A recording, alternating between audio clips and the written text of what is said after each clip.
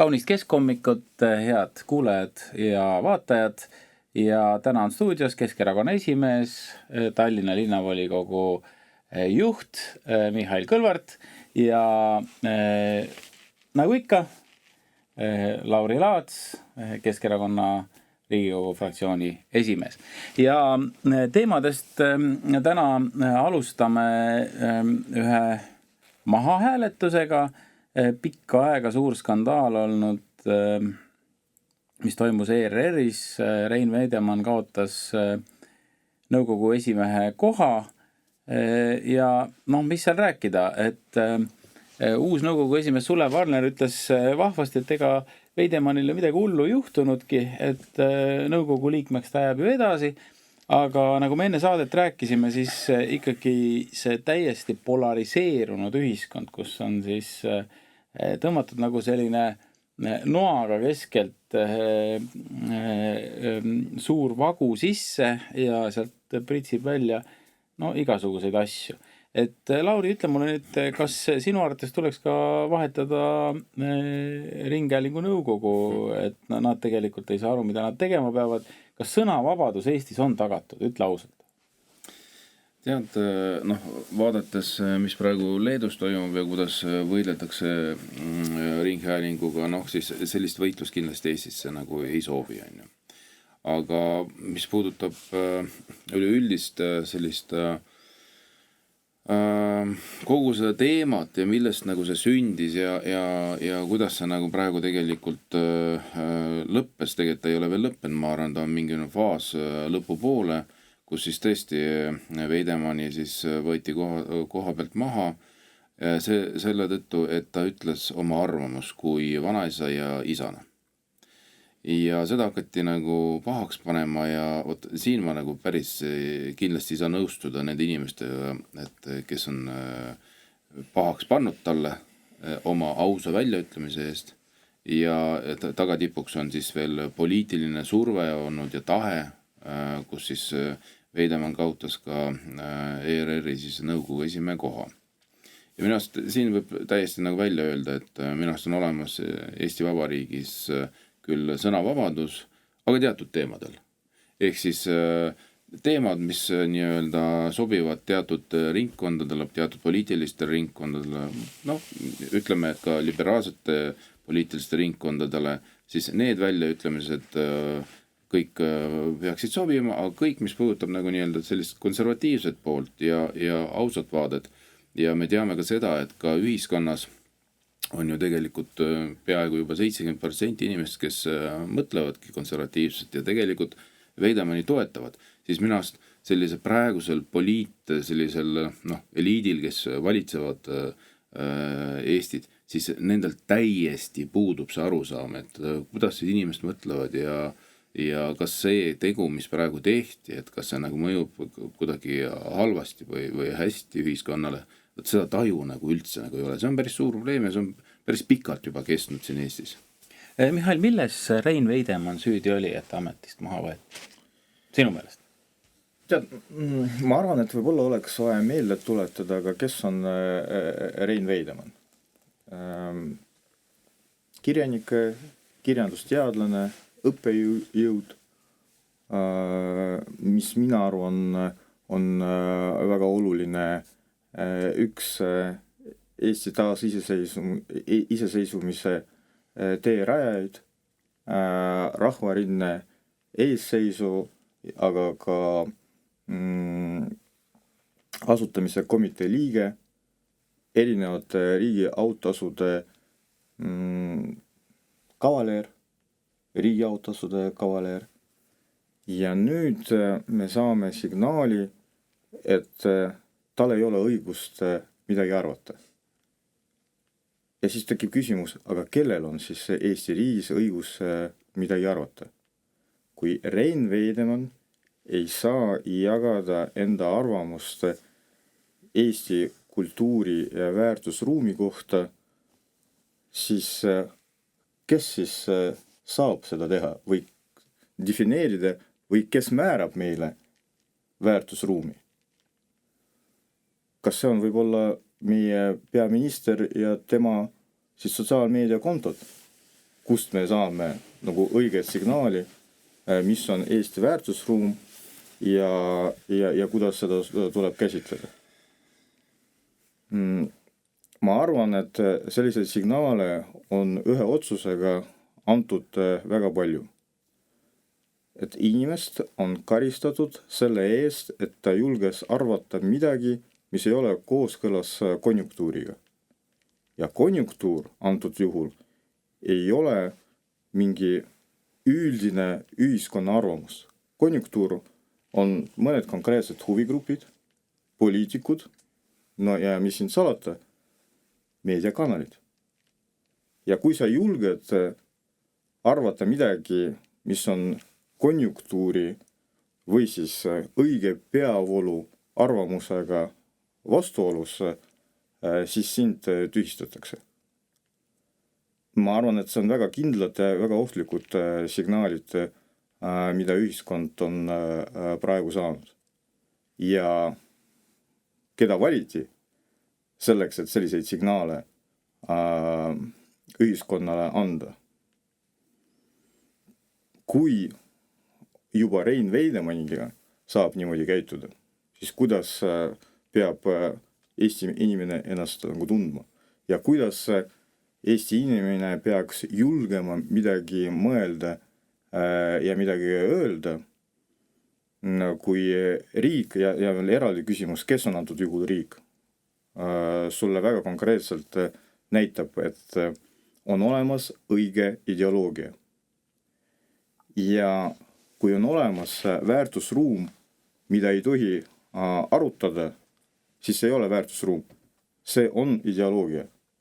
Kui on ideoloogia, mille vastu ei tohi vaielda, siis see on totalitarism. No me seda teame, see on klassika. Ajaloos on väga palju näideid sellele. Ma arvan, et see ei ole ühe inimese küsimus, see ei ole üks poliitiline vaidlus. See on väga süsteemne probleem ja ma arvan, et veel eraldi ohtlik on see, et keegi on otsustanud, et ongi õige selliseid signaale anda ja see keegi ei karda, kuidas ühiskond seda võtab vastu. Mulle tundub, et kõige kurvem selle loo juures on see, et karistatakse inimest oma isikliku arvamuse eest. Ja seal ei ole ju hinnang selles, et kas see isiklik arvamus on õige või vale. See on isegi nagu teisejärguline küsimus. Küsimus on selles, et kui ma kirjutan arvamuslugusid, kui ma mõtlen kõva häälega, et kas ma siis tohin oma mõtteid jagada või mitte. Või on niimoodi, et see on, ütleme, riigi poolt ette kirjutatud, mida näiteks Lauri Kass tohib mõelda? Vaata, see...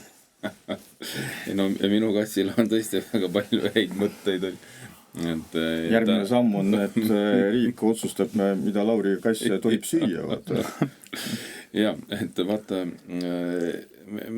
ega Mihhaili nagu kokkuvõtt on ju väga õige ja väga sügav, et mis siis nagu üleüldiselt toimub ja kes see nagu nii-öelda kogu seda asja nagu juhib sellisel viisil, kus ta tõesti kujundabki sellise keskkonna, et teatud inimeste puhul arvamuste eest, mis nad väljendavad, toimub kustutamine ja see üleüldiselt ju külvab hirmu, ja need on need režiimid, mida me oleme ju tegelikult, vähemalt meie silmad kindlasti on näinud, et nii vanad me oleme ja ka kogenud. Ja tasapisi see asi vist hakkab nagu sinnapoole kiskuma, ja demokraatia egiidi all. Ehk siis nii-öelda meil on ikkagi, peaks ütlema, et varjatud vaenlane on täitsa platsis, Ja nüüd, kui ka võtta Riigikogu liikme staatus, et ka Riigikogu liikmel on ju tegelikult ju erinevad arvamused, lähtudes ka maailmavaates tihti peale, mis ka avalikult ju öeldakse välja, ja kui mingi hetk hakatakse ka Riigikogu liikmeid represseerima sellega, et kellelgi on õige arvamus, kellelgi on väga vale arvamus, ka see ju tegelikult tasapisi tuleb. Ja seda on näha. Aga siit on vahva edasi minna, et tegelikult ei tsenseerita üldse mitte ainult Rein Veidemanni, vaid ka president Alar Karist, kes käis Kasahstanis riigi visiidil. Ma seegan korra vahele. Vaata, see Lauri mõte on ju tegelikult nagu suurema mõjuga. Kui me räägime ühiskonna perspektiivist, ühiskonna eestvedajad on inimesed, kes julgevad arvata ja teha seda avalikult. Et ma arvan, et 35 aastat tagasi taas iseseisvumine oli võimalik just tänu nende inimestele, sealhulgas ka tänu Rein Veidemannile. Kui me praegu ütleme, et tegelikult meil selliseid inimesi ei ole, ja nüüd ma ei räägi mitte ainult Rein Veidemannist, ma räägin ühiskonnast, et kuulge, ärge siin eriti meile nagu enda siis mõtetega segage. Et siis ühiskonnas kaob initsiatiiv, julgus ja soov midagi muuta, sest muuta saavad ainult julged inimesed, kellel on enda arvamus. See võib olla ka vale arvamus. Seda kunagi ei tea, et kas on õige või vale arvamus, aga kui inimesi, kellel arvamust ei ole, sealhulgas ja eelkõige selliseid arvamusi, mis on peavalu vastu, siis arengu ühiskonnas kunagi ei tule. See on see kõige sügavam probleem. Ja veel üks aspekt. Tegelikult me saime veel ühe signaali selle looga. Me saime signaali, et kui sa esialgu, kui sul esialgu on vale arvamus, jutumärkides, aga pärast sa oled võimeline seda muuta ja tühistada inimest, keda sa oled esialgu kaitsnud, siis sa saad selle eest ka preemiad. Tema ametikoha. Inimene, keda sa oled kaitsnud, siis sa läksid tema vastu ja tänu sellele sa said tema ametikoha. Et reetmine on legaliseeritud? Primeeritud. Primeeritud. Ja see ei ole reetmine, see on midagi muud. No ta on reetmine ka ikka, mina tunneks, et natuke seda ka. Ja siis nagu ühiskonnale näidatakse, aga vaadake, kui sa käitud nagu korralikult, siis õigel viisil. Isegi kui esialgu sul oli mingi nagu vale arusaam nagu maailmas, sul on võimalus ennast nagu parandada ja siis selle eest tuleb ka nagu autasu. No, mis on? See on meie uus väärtusruum. Ma muuseas ei tea, kas sellega, Mihhail, ma ei tea, kas sellega kaasneb ka natuke rohkem raha. Tavaliselt nõukogu esimehed saavad natuke rohkem raha. Et ma arvan, et seal nagu see võib-olla raha küsimus ka äkki. See võib olla. Olgu. Ja mis see raha väärtus on? Tervitame Rein Veidemanni, Rein ära, heida meelt, sa oled tubli mees ja me hindame sind kõrgelt ja kõik on hästi. Aga lähme nüüd ikkagi sinna Kasahstani ja kas lähme koos sinna? Ja ma olen käinud, muuseas, mul on hea sõber Airat, kes elab Almatas, käisin mõni aasta tagasi seal, maailma tippkabetaja ja aga riik on tore, huvitav, põnev, soovitan kõigile, kes ei ole käinud, äge, aga nüüd lahvatas üks suur skandaal, vähemalt meedia pealkirjades tundus, et see on suur. Et kui sisusse minna, siis tundub nagu seda skandaali seal eriti ei olegi ja meie raadiokuulajatele hästi lühike kokkuvõte on see, et suursaadik soovitas presidendil võtta kõnest välja teravused Venemaa suunas ja president seda tegi ja suursaadik lasti ametist lahti. Et nüüd mul on selline huvitav küsimus, et miks selline skandaal üldse avalikkusesse lekkis, Mihhail? No, küsimus on tegelikult nagu rohkem, aga kui niimoodi... Vasta kõigile. Aga minu esimene selline mõte võiks olla nagu selline, kuna mina olen poliitik ja kõik poliitikud on rikutud erinevate mõtetega, siis aga kas on võib-olla presidendi kampaania algus ja antud juhul see on kampaania praeguse presidendi vastu. See on esimene mõte. Nüüd nagu teine mõte on see, et aga võib-olla meil on ebaprofessionaalne diplomaatia. Et noh, selliseid asju ei tohi lekitada sel lihtsalt põhjusel, et see mõjutab meie positsiooni rahvusvahelisele areenil. Me ei ole nagu tõsiselt võetav nagu riik, kui sellised asjad nagu lekivad. Ja siin ei ole pistmist nagu demokraatiaga ja sõnavabadusega, et no see on nagu suure diplomaatia selline tööasi, mida inimesed omavahel arutavad, no ja seda lihtsalt ei tohi lekitada. Ja kui see on lekitatud ja see on lekitatud kõrgel tasemel tõenäoliselt, siis tekib küsimus, et mis on nagu selle eesmärk. No mina ütleks selle korra vahele, et no ma näiteks ei kujuta ette, et Putin oleks läinud Alaskale ja siis kõigepealt oleks sõimanud Trumpi ja siis Trump oleks sõimanud teda ja siis selle tulemus oleks sündinud rahuleping.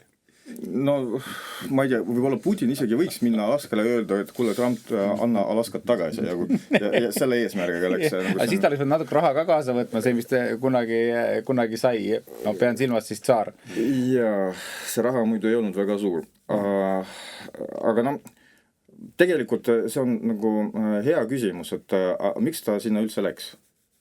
Et kas tema läks sinna selleks, et kedagi õpetada või siis näidata, mis on meie manifest, poliitiline manifest, või ta läks mingi pragmaatilise eesmärgiga, et midagi saavutada. Ma võin vastata ära sulle, minu arvates oli ainuke põhjus sinna minna äridelegatsioon, ainuke põhjus, et ma ei suuda näha mingisugust muud põhjust, sest Eesti ja Kasahstani diplomaatilised suhted on siiski no mulle väljatud paistavad suhteliselt nõrgad.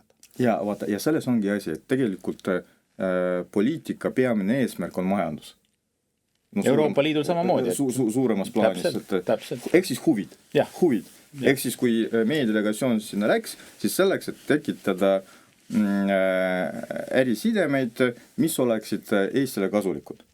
Aga kui sa lähed kuskile, sa pead arvestama selle riigi keskkonnaga, traditsioonidega, ajalooga, poliitilise olukorraga ja nii edasi. Et kui sul on mingi huvi, sa ei saa minna ja kedagi õpetada ja siis öelda, aga nüüd teeme äri. Eriti, kui see on Aasia riik, no, see lihtsalt ei ole mõeldav, kui sa ei saa aru, kuhu sa sattusid. Absoluutselt. Et no, sa ei saa teha asju nii, nagu sa oled harjunud Euroopas või läänemaailmas. Sa pead aru saama, et seal on eripärad, millega sa pead arvestama selleks, et saavutada enda eesmärke ja selle nimetus on diplomaatia. Ja seda selle visiidi puhul no, vähemalt välja paistab nagu ei tehtud. Ei, no mulle tundub, et meie austatud president sellest lähtus. Ja ta saab aru, et tal on nagu suurem roll ja ta võib-olla tema soov oli võtta enda peale ka veel suurema rolli. Et mitte ainult esindusroll, vaid tuua ka kasu enda riigile, nagu seda teeb näiteks Soome president, kes teadaolevalt mängib Trumpiga golfi. Sõltumata sellest... Ja müüb talle laevu ja kõike muud. Ja miljardide eest, mitte miljonite, vaid miljardide eest. Sõltumata sellest, mida Trump mõnikord räägib või teeb. Ja ma arvan, et seda ta isegi ei kuule, et ta sellistel suurtel presidentidel, suurtel riigijuhtidel on selline komme, et nad on ühest kõrvast kurdid ja üks suupool on nendel alati kinni. Ja, aga nüüd kujuta endale, et Soome president läheb Ameerikasse, et golfi mängima ja siis ütleb, oodake, et enne seda, kui me hakkame mängima, mul on siin manifest. Ma loen teile ette, et kuidas tuleb elada, mida tuleb teha ja kus te eksite. Ja eriti tahan teid tahaksin öelda karistada. No, karistada vist ei saa Ameerikat, aga loen teile sõnad ette selle eest, mis on teie poliitika Ukraina suhtes. Kas aitab Ukrainat või aitab Soomet? Ei, mitte. Ja Soome president läheb mängima ja kindlasti räägib ka mesi juttu selleks, et tema riik tänu sellele saaks kasu. Nii lihtne see ongi. Täitsa crazy, aga ma ei oska välispoliitika ongi crazy. Aga Lauri, kuule, mul on sulle nüüd ütleme siin, Mihhail pani nüüd suure pildi kõik paika. Kas ma kinnitan või mitte? Ei, mul on sulle selline küsimus, et sina oled tänase seisuga ainukene meist, kes saab presidenti valida. Ja sa saad isegi kandidaadi üles seada. No küll mitte üksi, 20 kolleegiga koos, aga ütle nüüd ausalt, et kas Riigikogus on juba ära otsustatud kuluaarides, et mis presidendist saab? Kas president jätkab, tulevad uued kandidaadid, hakkad ise? No vaata, ega see lugu, mis Karise osas praegu ilmus on ju, ega see ju niisama ilma, et me kõik saame sellest aru. Ja mina seda küll tõlgendan kui presidendi kampaania algust, aga selles mõttes suures plaanis, et see kindlasti et kahjustada presidendi mainet. Ja, mis puudutab nüüd selle üleüldist sellist presidendi kampaania, et siis see on suunatud nii-öelda Karise osas just selles negatiivses suunas, mis peaks meile näitama, et hakkab võitlus pihta tema nii-öelda suhtes ja ju siis on olemas teatud jõududel, ma arvan, et praegu siis juhul siis Reformierakonnal ja võib-olla satelliiterakonnal Eesti 200 on nendel keegi teine kandidaat.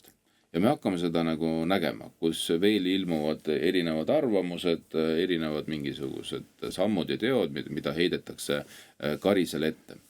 Nüüd teiselt poolt tegelikult on ju väga populaarse presidendiga meil tegu, et kui sa vaatad tema usaldusväärsust... No sa mõtled rahva hulgas, mitte Riigikogus. Ma arvan, et mis puudutab seda praegust usaldusväärsust, valitsususaldusväärsust, siis me oleme ammu aru saanud, et valitsus rahvast juba ammu ei usalda.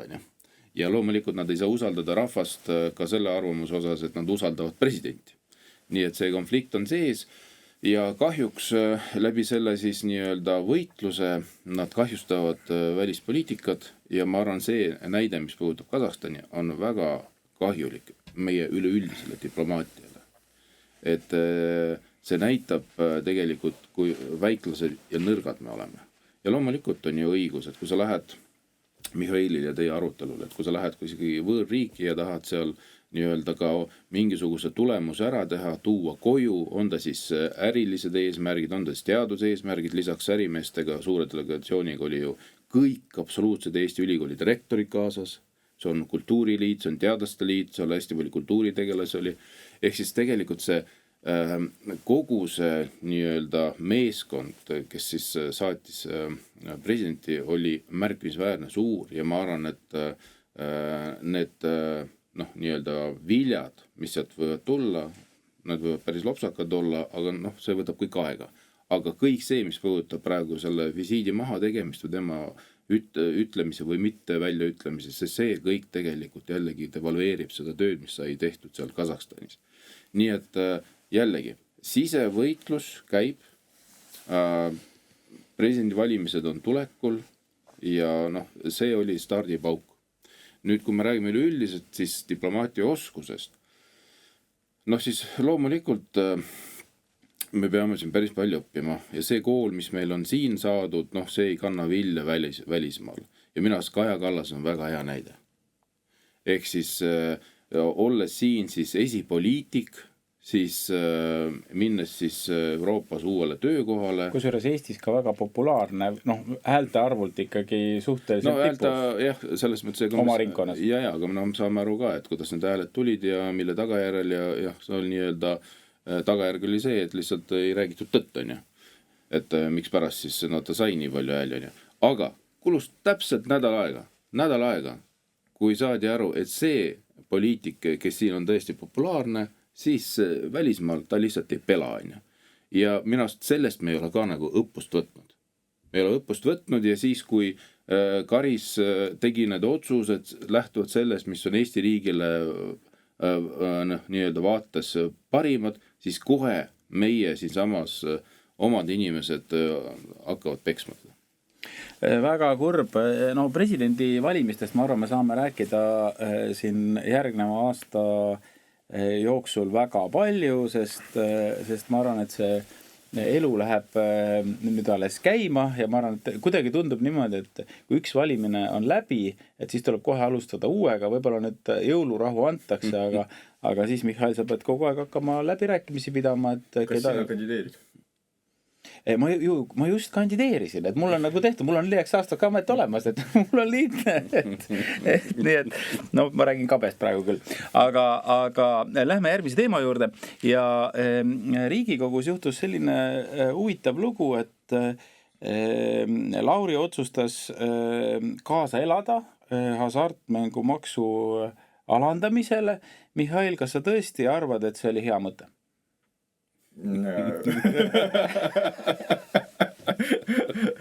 Lauri elas kaasa.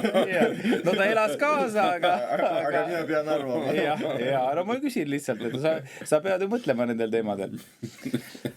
Ja, no pakun jälle üldfilosoofiat. Lase käia. Ja, no esiteks Euroopa ja maailma praktika näitab, et see äri on alati hall või must tsoon. Et seda kontrollida on peaaegu võimatu, eriti kui see internetkasiino tuleb välismaalt. Seega, kas ja kui palju ta riigile maksab, suuremas plaanis otsustab see äri ise. Nüüd analüüsid näitavad, et tegelikult see alandamine raha juurde ei too, vaid vastupidi. Riik saab raha nagu vähe. Ja nüüd siis tekib küsimus, siis korralik mõjuanalüüs ei ole tehtud, aga Rahandusministeeriumi hinnang on pigem negatiivne. Ehk siis, kui isegi tulevad uued internetkasiinod, siis on suur risk, et koos nendega tulevad ka probleemid. Ja tõenäoliselt nad ei tule ka selleks, et siin rohkem maksta. Nüüd, kui see oleks nagu tõepoolest suur legaalne äri ja siis see mõjuanalüüs, mida äri teeb selleks, et kuskile kolida, on palju laiem kui ainult üks maks. Üldse vaadatakse, mis on maksukeskkond, mis on perspektiivid ja esimene küsimus suure äri puhul on stabiilsus. No seda meil näidata ei ole. Ehk siis, suuremas plaanis see ei ole ainult mõttetu asi, see on pigem kahjulik asi. Ja paralleelselt me näeme, et toiduainete käibemaksu alandamine ei ole praegusele valitsusele ja koalitsioonile teemaks isegi arutamiseks. Ma ei räägi isegi sellest, et seda aksepteerida, vastu võtta, vaid isegi arutada nad ei soovi. Ja see kuskil, ma ei tea, kapis unustatud. Samas see eelnõu menetleti kiirkorras ja võeti ka vastu. Ja loomulikult siis tekib küsimus, kelle huvides. Milleks seda vaja on ja kes nagu sellest võidab, aga kuna sellele küsimusele saab vastata tõenäoliselt inimene, kes seal Riigikogu koridorides käib tihti, siis pigem ma arvan, et Lauri sel teemal saaks rohkem rääkida. Nii, Lauri, kui nüüd sa saad valitsusse, siis millised oleksid sinu otsused selle konkreetse teema osas? Tead, vaata see, mis puudutab hasartmängumaksu langetamist. No esiteks, millisel viisil seda kõike tehti. Et tuli, ma vaatasin, et Eesti 200 idee, hakati korjama sinna allkirju selle seaduseelnõu juurde ja näha oli seda, et see on ühe erakonna selline programmiline osa, mida tahetakse täide viia. Nüüd see küsimus, et kes selle veel taga on. Sellele küsimusele vastust mul veel ei ole, aga küll ma saan seda ka teada. Kogu see olemus ja ka eksperdid, mis on juba välja öelnud, et et ta esiteks ei nähta tegelikult, et laekuks rohkem makse tänu sellele, et maksu nii-öelda langetamine toimub, et põhjendati ju sellega, et kui me langetame hasartmängu siis makse, siis meil tuleb rohkem ettevõtteid tähendab suurem käive, suurema käive pealt suuremat kasumit, no ja siis hakkab riigile laekuma rohkem raha.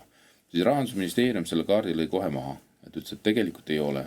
Ja mina saan aru, et miks pärast on nendel selline prognoos, negatiivne prognoos, sellepärast, et Malta on teatavasti see riik, kus need maksud on veelgi väiksemad ja noh, miks siis ettevõtted peaksid Malta vahetama siis Eesti vastu.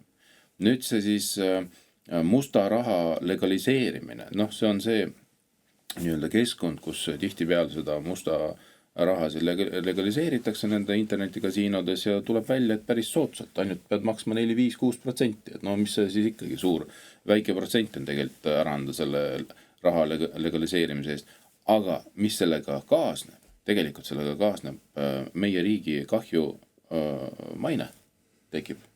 Ehk siis me saame päris suure kahju tänu sellele, et me muutume sellise musta raha legaliseerimise riigiks. Ja tagatipuks me saame teada, et toimus koalitsiooni sees väga suur võitlus, et seda seadust tegelikult vastu võtta. Ja nii nagu ka Mart Võrklaev ja mõned ka teised Reformierakonna liikmed ütlesid, et nemad näevad selgelt, et see seadus on kahjulik, nemad tahaksid hääletada vastu ja väga paljudki fraktsiooni liikmed tahaksid vastu aga miks nad siis ei hääletanud? Aga sellepärast ei hääletanud, et on olemas nii-öelda erakonna distsipliin ja tõenäoliselt on olemas ikkagi selline, mitte tõenäoliselt, aga ongi, nii nagu väga paljudes asjades on juhatuse käsi, kes käseb poobi laseb, ütleb, et teie peate hääletama selle seaduse poolt.